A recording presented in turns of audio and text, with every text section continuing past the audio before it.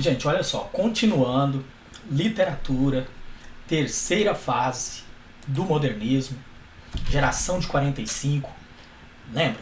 Terceira fase do modernismo, que vai de 1945 até 1960. Lembrando que essas datas, elas não podem ser vistas como uma coisa muito fixa, né? Não é tão fixo assim essas datas. Então, a geração de 45 é a terceira fase. E aí, claro, há divergência quanto a isso, mas nós aqui trabalhamos com essa ideia.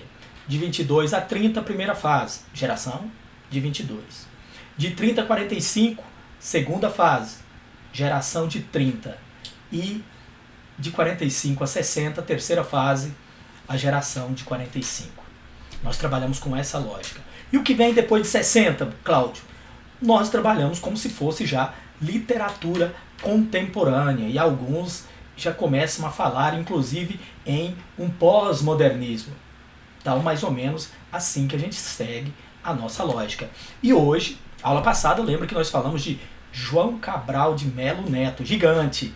E hoje nós vamos falar de Clarice Lispector, que ela dispensa qualquer coisa que nós formos comentar dela, porque é maravilhosa, uma das grandes figuras do século, não do século XXI, mas lá do século XX, claro que é. Inclusive nós temos que várias escritoras europeias, inclusive líderes de movimentos de feminismo e etc., defendem que Clarice é a única mulher que escreve com voz de mulher. Como que é isso? Nós temos o famoso eu lírico, nós temos o narrador. Na poesia nós temos o eu lírico, na prosa, na narrativa, nós temos o narrador. Mas quando a gente lê uma obra, por exemplo, de Raquel de Queiroz, lá dos romances de 30, a gente não vê muita diferença para um narrador de Graciliano Ramos ou para um narrador de José Lins do Rego. Por quê? Porque é uma voz dentro da narrativa que parece que é um homem contando a história. Mesmo sendo uma mulher escrevendo, parece que é um homem que está contando a história. Com Clarice Lispector a gente não tem isso. Você lê e realmente sente uma mulher falando. A gente sente um eu feminino narrando. Então isso já é um ponto diferente de Clarice. O que nós comentamos da terceira fase? Que os autores da terceira fase do modernismo, boa parte deles, eles trabalharam inovações, criatividade, brincar com a linguagem, renovar. Diferente de 22, que ficou naquela briga, naquela guerra, desdobrar a tradição, vencer a tradição, trazer uma voz nova, trazer brasilidade, mostrar o Brasil para os brasileiros, sair daquela dependência que a gente tinha lá atrás da Europa. A geração de 30 a 45, a segunda fase, já tinha superado essa briga inicial, mas embrenhou, mergulhou no universo das questões sociais. Em cada estado nós tivemos foco dessa grande luta por questões sociais. Mostrar para o Brasil cada questão da realidade social brasileira. Os famosos romances de 30 fizeram isso. Já na terceira geração, de 45 a 60, pós-Segunda Guerra, nesse mundo agora começando a Guerra Fria, nesse mundo dividido entre Estados Unidos e União Soviética, nessas duas vias ideológicas, capitalismo, comunismo, socialismo, nós tivemos então esses escritores que já não precisavam brigar com tradição, porque as bases foram montadas. A realidade brasileira já estava mais do que mostrada durante todo aquele momento da segunda geração. Fazer o que agora? Como que o artista deve se comportar nesta nova ordem mundial? E aí entram os escritores da terceira fase. Inovar a linguagem, trazer coisas novas, trazer criatividade para a equação. E aí nós temos nossa grande, nossa maravilhosa Clarice Lispector. Aqui são alguns pontos que eu anotei para a gente comentar. Pequenos pontos mesmo, não anotei quase nada. Notei cada professor acaba fazendo anotações diferentes. Provavelmente, se vocês fossem falar de Clarice com outro professor, ele teria talvez anotado outros pontos. Isso é muito do professor, até porque o professor não tem como falar tudo para você. Eu falo pontos que eu acho importante. Outro professor já diria outros pontos. E não quer dizer que os dois não estejam certos. Não é questão de... Às vezes a gente escuta, assiste uma aula com o professor, depois assiste com outro, a gente fala, mas por que, que o professor fulano não disse aquilo? Por que, que ele não disse isso? Mas na verdade, professores são como livros. A gente não tem todas as informações e a gente não está aqui também para ensinar você. Eu estou aqui para dar um começo da matéria para você e a partir desse começo você poder caminhar, né, com suas próprias pernas. Essa é a nossa ideia.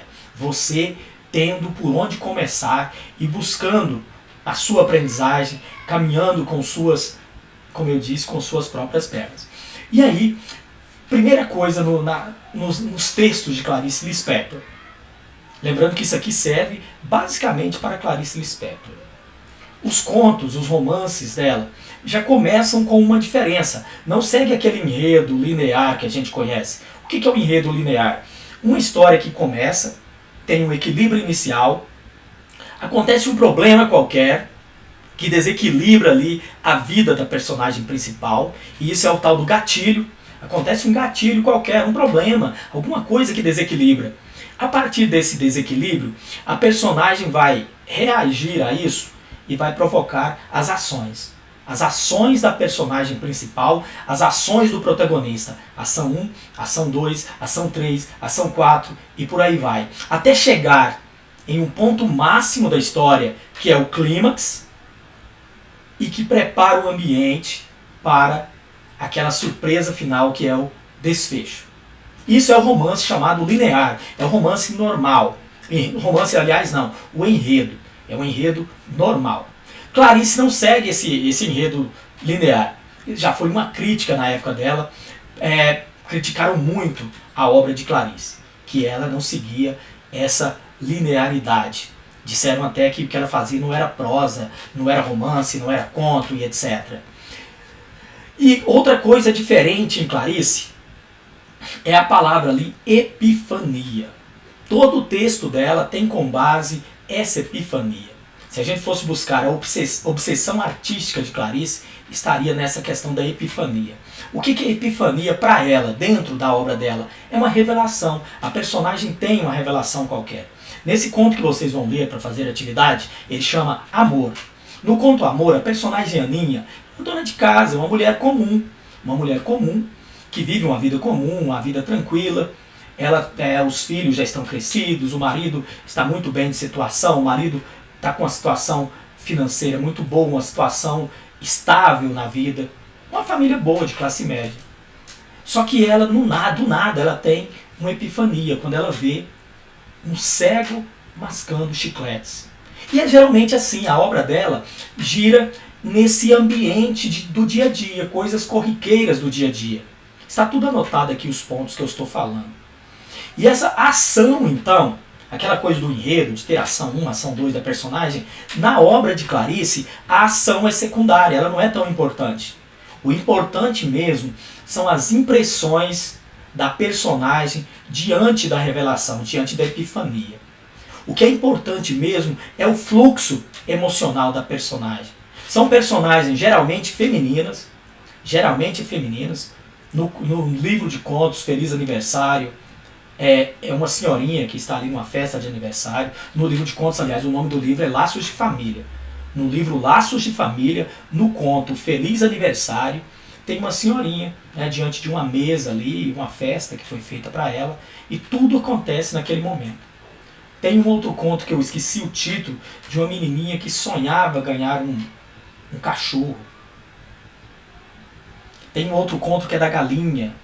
Mas em todos esses ambientes, a personagem feminina sofre essa revelação. Que revelação que a Aninha teve? Quando você lê lá, você vai ver que a revelação dela é sobre a própria vida. O cego mascando chicletes. Isso é uma metáfora, ela adora também isso, é muito importante. Aqui embaixo eu coloquei sonoridades, metáforas inusitadas, elementos simbólicos.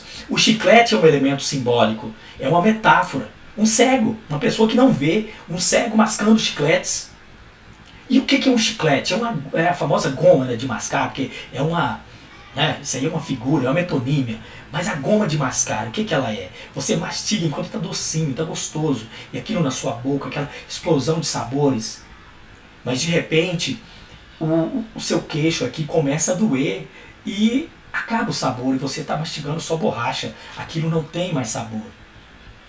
E o cego, a ideia do cego, a metáfora do cego aí, é que é uma pessoa que não consegue enxergar. Então, Aninha viu a si mesma. A revelação foi de si mesma. Então é muito intimista. Íntimo, né? Intimismo. É um fluxo psicológico interior que cria o famoso monólogo interior. É como se fosse alguém pensando sozinho ali. Todo mundo tem isso. Eu, vocês, nós temos os nossos monólogos interiores. Quando nós estamos sozinhos, nós conversamos com nós mesmos.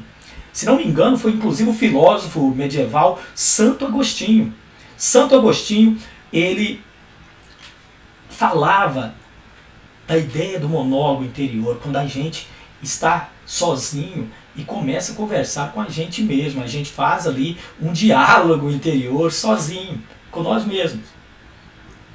E o monólogo interior, então, é a base, foi a novidade também que ela colocou para ela criar essas histórias. É como se a personagem estivesse ali com ela mesma, nesse momento de introspecção, de intimismo, nesse fluxo psicológico, pensando ali e conversando com ela mesma. E aí ela vai raciocinar a própria existência. Esse cego mascando chicletes vai representar a própria existência de Aninha. Ela é o cego, ela não enxerga, ela não vê o que realmente está acontecendo. Ela pensava que a vida dela era perfeita. Ela pensava que a vida dela era perfeita, mas quando ela viu aquele cego, veio a revelação que ela era um cego mascando chicletes. Um chiclete que já havia acabado o sabor, que era a sua vida. O chiclete é a representação simbólica da própria vida de Aninha. E aí vai pensar nisso tudo, as relações desse eu, que é a Aninha, com o outro, que é o marido, com os filhos. Ela se sentia já uma pessoa completamente inútil dentro da relação familiar. Ela foi uma mulher que abriu mão de si mesma. Ela abriu mão de estudar, ela abriu mão de ter uma carreira profissional. Tudo foi feito em função do marido e dos filhos. Ela se sentia já inútil, porque os filhos agora já crescidos, eles não precisavam mais de Aninha.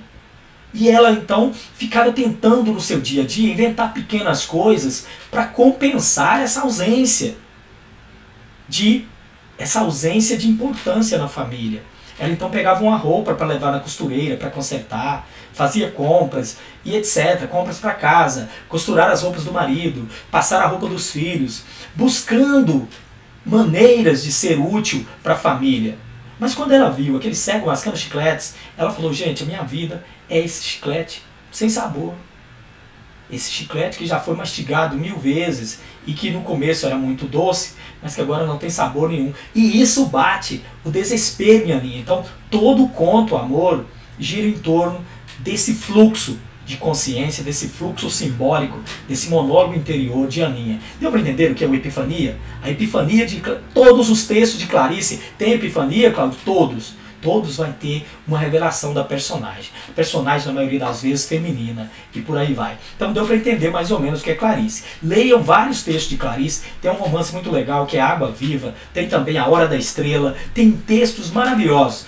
Eu duvido, inclusive, que alguém não tenha já pelo menos visto algumas frases de Clarice na internet. Espero que vocês tenham compreendido basicamente como que é a estrutura de Clarice e que seja já um começo para você poder aprofundar, que vocês apreciem muito, saboreiem muito os textos de Clarice Lispector, uma das maiores escritoras que o mundo já conheceu. Eu falo mundo porque ela não é lida só no Brasil. Clarice hoje é traduzida para mais de 180 países e inclusive estudada em algumas universidades dos Estados Unidos como modelo de brilhantismo de narrativa. A mulher realmente era genial. Não é para qualquer um, não. É coisa de primeira, coisa maravilhosa. Uma coisa fantástica ler Clarice Lispector. Espero que vocês gostem. Dúvidas, anote, passe para mim lá no WhatsApp.